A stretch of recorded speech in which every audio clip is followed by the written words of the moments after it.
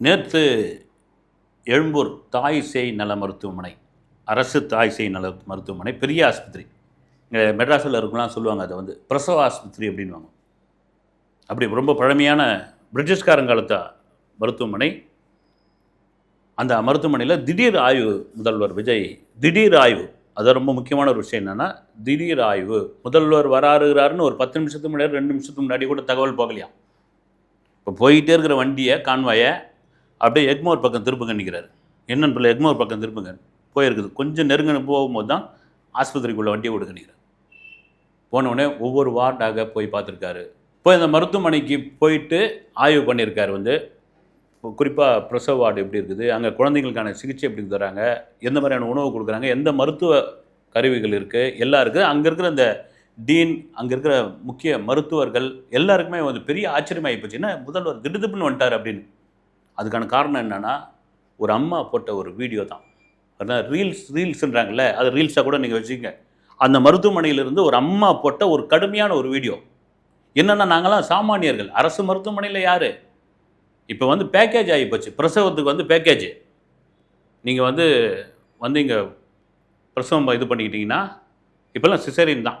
வந்து ₹1,00,000, ₹1,50,000, ₹1,25,00,000, ஒரு புதார்த்தம் சொல்கிறேன். நீங்கள் காசை கொடுத்துட்டிங்கன்னா பேக்கேஜ் வந்து. ஆனால் இல்லாதவன் என்ன பண்ணுவான்? அரசு மருத்துவமனை தானே போவாங்க. அதுவும் சென்னையினுடைய மிக முக்கியமான மருத்துவமனை, எழும்பூர் தாய் சேய் மருத்துவமனை.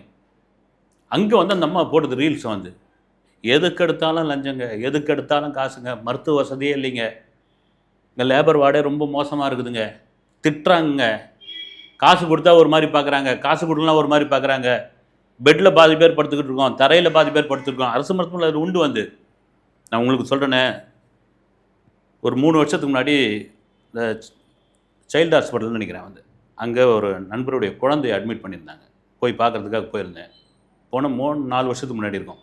போனால் அந்த அம்மா அந்த குழந்தை வச்சுங்கிற அந்த போட்டிருக்கிற அந்த படுக்கையில் வந்து உட்காந்துக்கிட்டே இருக்கிறாங்க. வந்து நான் போனோடனே, அண்ணா கொஞ்சம் உட்காந்துருங்க, நான் பாத்ரூம் போயிட்டு வந்து. எவ்வளோ நேரமாக உட்காந்துட்ருக்கேன்னு. வந்து நான் வந்து ஒரு 8-9 மணி நேரமாக உட்காந்துட்ருக்கேன்னு. என்ன காரணம், ஏன் உட்காந்துட்ருக்கேன்னா, நான் போய் ரெஸ்ட் ரூம் போயிட்டு வந்துட்டான், அந்த குழந்தைய தூக்கி இங்கே வச்சுட்டு இன்னொருத்தர் வந்து அதில் படுத்துப்பாங்களாம் கீழே. இப்போ எப்படியாப்பட்ட ஒரு நிலைமையில் இருக்கு. இப்போ நான் சொல்கிறது அப்போ இதை சிஎம் விஜய் பார்த்துருக்காரு, இந்த ரீல்ஸை. அந்த ரீல்ஸ்னே கூட சொல்லலாம், விடுங்களேன். ஒரு பெண்ணுடைய ஒரு மனவேதனையை, அரசு மருத்துவமனையெல்லாம் இப்படி இருக்குதுன்னு அவங்களுடைய வேதனையை அவர் பார்த்துருக்காரு.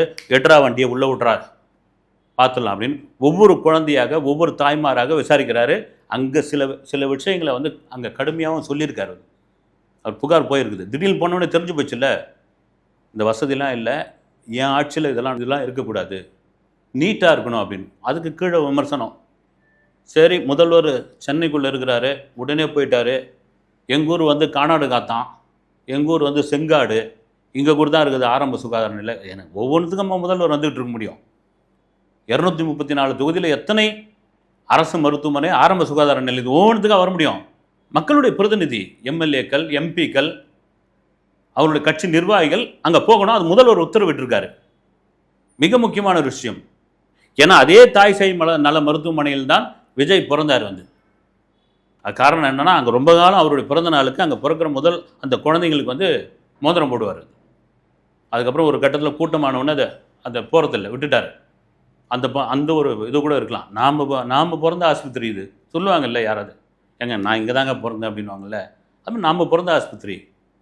இங்கே இந்த மாதிரியான ஒரு விஷயம் நடக்குதுன்னா உள்ளே போய் ஆய்வு பண்ணுறது ஒரு முக்கியமான ஒரு விஷயம். வந்து அதே வேளையில் தன்னுடைய சட்டமன்ற உறுப்பினர்களுக்கு, அமைச்சர்களுக்கும் அவர் சொல்லிக்கிறது என்னென்னா, எல்லா தொகுதியிலும் போங்க, போயிட்டு அரசு மருத்துவமனையை ஆய்வு பண்ணுங்கள். குறிப்பாக சுகாதாரத்துறை அமைச்சருடைய ஆலோசனைப்படி. ஏன்னா இப்போ நிறைய அவங்கவுங்க ஆளாளுக்கு போய் ஒவ்வொரு துறையில் ஆய்வு பண்ணுறாங்களா, அது பெரிய சர்ச்சையாக இருக்குது. அது பண்ணக்கூடாது. முதல்வர் அலுவலகத்திலேருந்து உத்தரவு போயிருக்குது. பண்ணுங்க, சுகாதாரத்துறை அமைச்சருடைய உத்தரவின் பேரில் அவருடைய நாலேஜுக்கு உட்பட்டு போங்க அப்படின்னு. இதுதான் ஒரு சிறப்பான ஆட்சி. முதல்வருடைய நேரடி கண்காணிப்பில் எல்லாமே இருக்கணும். அவரை உட்கார வச்சுட்டு சும்மா முப்போகம் பொழியுது, மும்மாறி விளையுது, சுபிட்சமாக இருக்கிறாங்க மக்கள் எல்லாரும், வந்து நிறைஞ்சு சாப்பிட்டுட்டு பிரியாணி சாப்பிட்டு ஓஹன்னு சிரிச்சுக்கிட்டு இருக்காங்க, வெத்தலை பாக்கு போட்டுக்கிட்டு அருமையாக இருக்கிறாங்க அப்படின்னு உட்கார வச்சுட்டு ஒரு முதல்வருக்கு வெறும் தகவலை மட்டும் சொல்லக்கூடாது. முதல்வர் என்பவர் களத்தில் போய் ஆய்வு பண்ண வேண்டும். இது மாதிரி சொல்லாமல் கொள்ளாமல் போனோம். போகும்போது தான் உண்மை என்பது தெரிய வரும். தவேக அரசினுடைய சிறப்பு, மக்கள் சொல்லக்கூடிய சிறப்பான ஒரு விஷயம் என்னென்னா, இந்த கீழ்மட்டத்தில் உள்ள லஞ்ச லாவண்யங்களை ஒழிச்சிருக்காங்க. அது என்னங்க கீழ்மட்டம், நடுமட்டம், மேல் மட்டம் அப்படின்னா ஒவ்வொன்றா இருக்குதுல்ல. நீங்கள் கீழ்மட்டத்தில் இங்கே நீங்கள் எப்பவுமே வந்து ஒலை கொதிக்குதுன்னா அந்த நெருப்பை, அந்த விறகை இழுத்து விட்டிங்கன்னா ஒலை தன்னால் அடங்கி போயிடும். அதுமாதிரி இந்த கீழ்மட்டத்தில் முதல்ல கையை வைக்க ஆரம்பித்தா இந்த நடுமட்டம் மேல் மட்டத்தில் இருக்கிறவங்களுக்கு அடடா அப்படின்ற ஒரு பயம் வரும். ஏன்னா அவங்கள போய் டைரெக்டாக அட்டாக் பண்ண முடியாது. அவங்களாம் பெரிய முதலைகள், பெருமளவில் வாங்குறவங்க, வாங்கிட்டு இருக்கிறவங்க. அதனால் இங்கே ஒழிச்சாச்சு. லஞ்ச லாவண்யன்ற ஒரு விஷயம் இங்கே இருக்கவே இருக்காது, கூடவே கூடாது அப்படின்னு தான். அதை திரும்ப ஞாபகப்படுத்துகிற ஒரு விஷயந்தான் விஜய் வெறும் பேச்சுக்காக அப்போ அந்த தேர்தல் சமயத்தில் சொல்ல. மக்களுடைய பணம் ஒத்த ரூபா கூட எனக்கு வேணாம், எல்லாத்தையும் பார்த்துட்டு வந்தாச்சு. ஒரு பேர், புகழ், பணம். 240 கோடி சம்பளம் வாங்குற ஒரு ஹீரோ, எந்த ஹீரோ அவங்க விடுவாங்க வந்து இதான் கடைசி படம்னு சொல்கிறதுக்கு? ஏன்னா இப்போ ஜெயிச்சிட்டாரு. ஒரு ரிஸ்க்கு தானே இது. ஒரு ரிஸ்க் எடுத்து ஒரு பந்தயத்தில் இறங்குற மாதிரி தானே. மிகப்பெரிய ரிஸ்க் எடுத்து கான்ஃபிடென்ட் இருந்ததில்ல. திரும்ப திரும்ப அவர் சொன்ன வார்த்தை தான் வந்து கான்ஃபிடெண்ட்டாக இருங்க அப்படின்னு. அதை கூட நிறைய பேர் கேள்வி பண்ணாங்க. அந்த ஒரு வார்த்தை சொல்லும், ஒரு வார்த்தை கொல்லும் அப்படின்வாங்கல்ல. நீங்கள் எப்படி பாசிட்டிவாக பேசுகிற ஒரு விஷயம், கான்ஃபிடெண்ட்டாக இருங்க. அவர் கூட உதறலுங்க. ஆனால் தான் அவர் வந்து மற்றவங்ககிட்ட சொல்கிறாரு கான்ஃபிடெண்ட்டாக இருங்கன்னு. அதுதான் இன்றைக்கி ஒர்க் அவுட் ஆகிருக்குது. காரணம் என்னென்னா, நீங்கள் ஒரு 10 கோடி ரூபாயில் சம்பளம் ஒரு நடிகர் வந்து ஃபீல்டை விட்டு போக சொன்னால் போவாரா? போக முடியாது. 10 கோடி ரூபா பெரிய காசு. ஏங்க ஒரு அலுவலகத்தில் 1 லட்ச ரூபா சம்பளம் வாங்குறாப்புல ஒருத்தர். நீங்கள் அந்த வேலையை விட்டு போங்க அப்படின்னு, வேலையை விட்டு ஒரு பிஸ்னஸ் ஆரம்பிங்க, வேலையை விட்டு வேறு ஏதாவது ஒரு ரிஸ்க்கான ஜாப் ஒன்று பண்ணுங்கள், அதனால் உங்களுக்கு பெரிய பதவியும் புகழும் கிடைக்கும் அப்படின்னா, போய் வேலையை பார்த்துன்னு போயா, 1 லட்ச ரூபா பெரிய காசியா, நீ போயா அப்படின்னு தான் அனுப்பிச்சி விடுவாங்க. இன்றைக்கி அந்த இடத்துக்கு வந்தாச்சு. அதில் தான் சொன்னது என்னென்னா, உங்களுடைய மக்களுடைய பணத்தை 1 ரூபா நான் அடிக்க மாட்டேன் அப்படின்னு. அந்த 1 ரூபா அடிக்க மாட்டேன்றத இந்த 2 மாதம் ஆயிடுச்சு. 2 மாதத்தில் ஒரு சிறப்பான ஆட்சி பண்ணியிருக்காங்க. சரிங்க, ஆட்சி அப்படின்பொழுது நெகட்டிவாக இல்லையா அப்படின்னா, நெகட்டிவான விஷயங்கள், விமர்சனமான விஷயங்கள் என்னென்னா, இந்த பதவி கொடுத்துருக்காங்க இல்லைங்களா, அதில் ஒரு விமர்சனம் இருக்குது வந்து. இப்போ இந்த பண்டிட் ரத்தன் அவருக்கு ஒரு பதவி கொடுத்தார் வந்து, அரசு உயர் பதவி.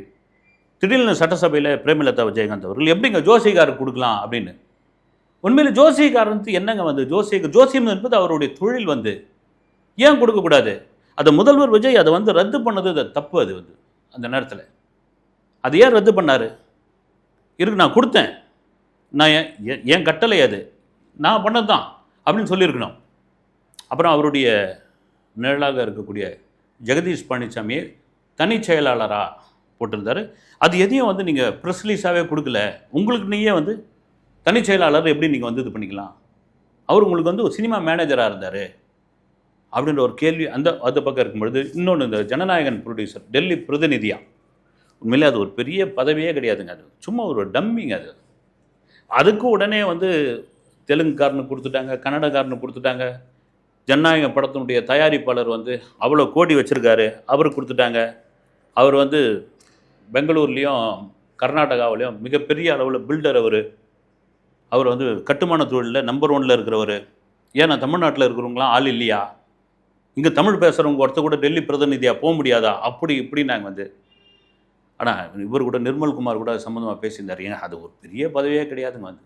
அது யாரும் டெல்லிக்கும் தமிழ்நாட்டுக்கும் ஒரு பிஆர்ஓ ஒர்க்கு, ஒரு போஸ்ட்மேன் வேலைன்னு கூட சொல்லலாம் வந்து. இங்கே எடுத்துமே அங்கே கொடுக்குறது, அங்கே எடுத்துமே இங்கே மனுவை, வேறு எதுவும் தப்பாக நினச்சிக்காது, மனுவை வந்து. ஏன்னா அதை ஒரு விதமாக பேசியிருந்தாங்க. அப்புறம் விஷ்ணு ரெட்டி அவருக்கு பதவி கொடுத்தது, ஜானுக்கு பதவி கொடுத்தது. நீங்கள் ஜான் ஆரோக்கியசாமி கூட ஓகே, அவரோட விஷ்ணு ரெட்டி அப்படின்பொழுது அதில் கூட கான்ட்ரவர்சியெலாம் இருந்தது. ஏன்னா அவர் வந்து தெலுங்கு பேசுகிறவர், அவர் மீது வந்து சில வழக்குகள்லாம் ஆந்திராவில் இருக்குது. அது ஆராயம் எப்படி கொடுக்குறீங்க, அவர் என்ன கட்சிக்காக உழைத்தார் அப்படின்ற கேள்வியெல்லாம் முன் வைக்கிறாங்க. இப்போ இதுவே பார்த்தீங்கன்னா, இப்போ 2 விஜயபாஸ்கர் வந்து சேர்ந்துருக்காங்க, அப்போ நிறைய பேர் வந்து சேர்ந்துருக்காங்க. இப்போ சிபி சண்முகம் கூட அன்றைக்கி பத்திரிகையாளர் கேட்குறாங்க, நீங்கள் அதிமுகவில் இருக்கீங்களா அப்படின்னு. அவர் டென்ஷன் ஆகி, இதை எடப்பாடி கிட்ட போய் கேளுங்க அப்படின்றார். அவர் அதிமுகவில் இருக்கிறோமா, தாவேகாவுக்கு வரப்போகிறோமா அப்படின்ற அளவுக்கு அவருக்கு ஒரு குழப்பம் இருக்குது. ஏன்னா இப்போ வந்து சேர்ந்தவங்க எல்லாம் இப்போ கடம்பூர் ராஜுலேருந்து எல்லாம் வந்து சேர்ந்தவங்க புஷி ஆனந்த்கிட்ட தான் வந்து சேர்ந்தாங்க வந்து. இப்போ சிபி சண்முகம் வந்து நேரடியாக நான் முதல்வரை பார்த்து, சிஎம் விஜய் முன்னாடி நான் சேர போகிறேன் அப்போ சேரத்தான் தான் ரைட்டு அப்படின்னு அங்கேயும் ஒரு விக்கெட் விழுந்து வரப்போகுது. சரி இவங்கெல்லாம் வந்திருக்காங்கப்பா, 2 பாஸ்கர் வந்திருக்காங்க, அப்புறம் பார்த்தீங்கன்னா இவ்வளோ பேர் வந்திருக்காங்க, இவங்கெல்லாம் தாவேக்காவுக்கு வந்து தொண்டு செய்ய வந்திருக்காங்க, தாவேக்கா கட்சியை மேலே கொண்டு வரதுக்காக வந்திருக்காங்க, இவங்க வந்து பதவிக்காக தானே வந்திருக்காங்க. அடுத்து வரப்போகிற உள்ளாட்சி தேர்தலில் இவங்க பதவிக்காக வந்திருக்காங்க அப்படின் பொழுது திரும்பவும் கட்சிக்குள், இதே கட்சின்னு நீங்கள் 2 வருஷம்னு எடுத்துக்கினா கூட 3 வருஷம்னு எடுத்துக்கினா கூட ஒரு நற்பணி இயக்கமாக இருந்தது. நற்பணி இயக்கத்துக்கு முன்னாடி ஒரு ரசிகர் மன்றமாக சாலை கிராமம் காவேரி தெருவில் இயங்கி கொண்டிருந்த ஒரு இது எனக்குலாம் தெரியும். ஒரு நோட்டு புத்தகம், 2 நோட்டு புத்தகம், ஒரு 3 பென்சில் கொடுத்தது ஆரம்பித்தது தான் வந்து எஸ்.ஏ. சந்திரசேகர். அதன் பிறகு கொஞ்சம் கொஞ்சமாக வளர்ந்து நற்பணி இயக்கமாக மாறிச்சு. அதுக்கான கட்சிக்கு அதுக்கான கொடியை அறிமுகப்படுத்தினாங்க. வேலாயுதம் படப்பிடிப்பு, வேலாயுதம் படத்தினுடைய ஆடியோ லான்ச்சு சென்னை பல்கலைக்கழக வளாகத்தில் நடந்த போது அவ்வளோ பேர் அந்த கொடியை எடுத்துன்னு வந்திருந்தாங்க. வந்து அப்படியே அது வந்து கட்சியாக தமிழக வெற்றி கழகம்னு எக்ஸ் வலைதளத்தில் ஆரம்பிக்கப்பட்ட கட்சி உலகத்திலேயே அப்படின்ற ஒரு விமர்சனம் வந்த பொழுதும் அந்த உலகத்திலே எக்ஸ் வலைதளத்தில் ஆரம்பிக்கப்பட்ட அந்த கட்சி தான் இன்று தமிழகத்தினுடைய ஆட்சியை அமைக்கக்கூடிய ஒரு கட்சியாக மாறி இருக்கிறது. நடிகர் என்று சொல்லப்பட்ட அவர் தான் இன்னைக்கு சிஎம்மாக மாறி இருக்காரு. இப்போ இவங்கெல்லாம் ஒவ்வொருத்தராக வராங்க அப்படின் பொழுது இவர்கள்லாம் ஊழல் செய்தவர்கள், ஒவ்வொருத்தர் மேலேயும் அவ்வளோ ஊழல் இருக்குது, குட்கா ஊழல் இருக்குது, நில மோசடி ஊழல் இருக்குது. இப்போ இவங்களை கட்சிக்குள்ளே சேர்த்துக்கிட்டா இவர்களுக்கு பதவி கொடுக்கும் பொழுது அது மக்கள் மத்தியில் எப்படி எதிர்வலிக்கப் போகிறது அப்படின்னு. அது பதவி கொடுக்குறாங்களா கொடுக்கலையான்னு தாண்டி ஒரு பெரிய கட்சியிலேருந்து ஒரு 50 வருஷ கட்சி, ஒரு 75 வருட கட்சி, இந்த கட்சியிலேருந்து 2.5 வருஷ கட்சி தானே இது. அப்படி தானே நீங்கள் விமர்சனம் பண்ணீங்க. இப்போ பிச்சுன்னு ஓடியாந்துறீங்களா, ஓடி வரீங்கல்ல, வர்றவங்களை வேணான்னு சொல்லிட்டா இப்போ இப்படி ஒரு விமர்சனம் வரும்ல. ஏம்பா எவ்வளோ பெரிய ஆளுங்கப்பா அவங்க, எவ்வளோ காலம் மாவட்ட செயலாளர் இருக்காங்க, எத்தனை அமைச்சரவையாக இருந்திருக்காங்க, அமைச்சர்களாக இருந்திருக்காங்க, எத்தனை மாநாட்டில் நடத்தியிருக்காங்க. ஜெயலலிதா அவர்கள்ட்ட எவ்வளோ பெரிய நன்மதிப்பு பெற்றவர்கள் அவங்கெல்லாம் வந்தால் அவங்களுக்கு பலம் தானே, அவங்கள ஏன் விரட்டி விடுறீங்க அப்படின்ற ஒரு கேள்வியும் வைப்பாங்க.